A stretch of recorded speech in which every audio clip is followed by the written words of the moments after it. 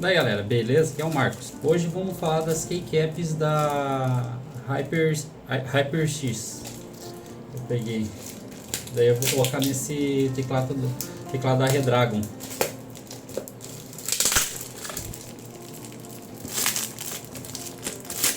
Esse aqui eu comprei no Mercado Livre mesmo. Eu acho que eu até procurei no AliExpress, eu não achei.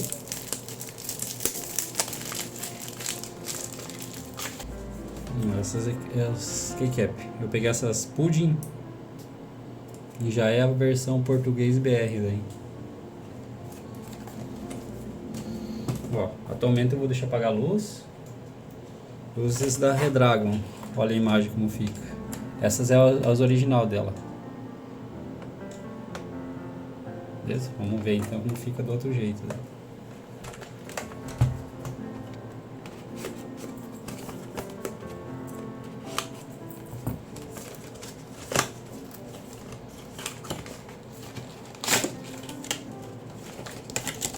Não vem mais nada aqui na caixa.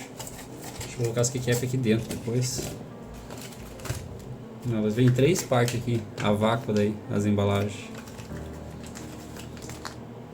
Vem o removedor de keycaps. Elas têm a versão, no caso essa é preta, elas têm a versão preta e no caso a versão branca. Beleza? Vamos pro time-lapse agora, instalando elas, beleza?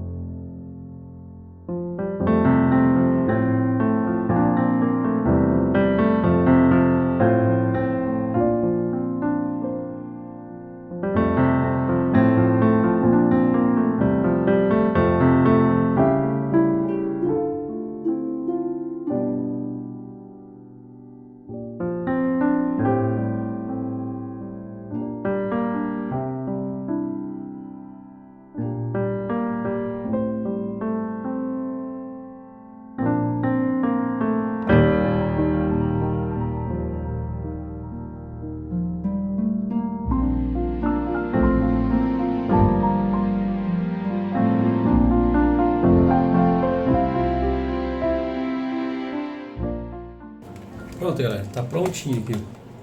Ficou desse jeito com as teclas da HyperX. Essas versão Pudding, elas são branquinhas.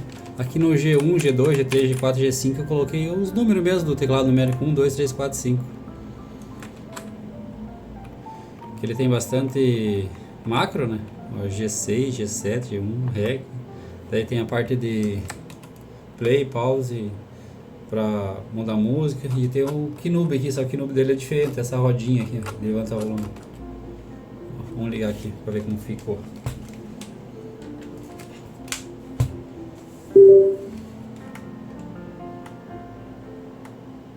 Porra, ficou da hora.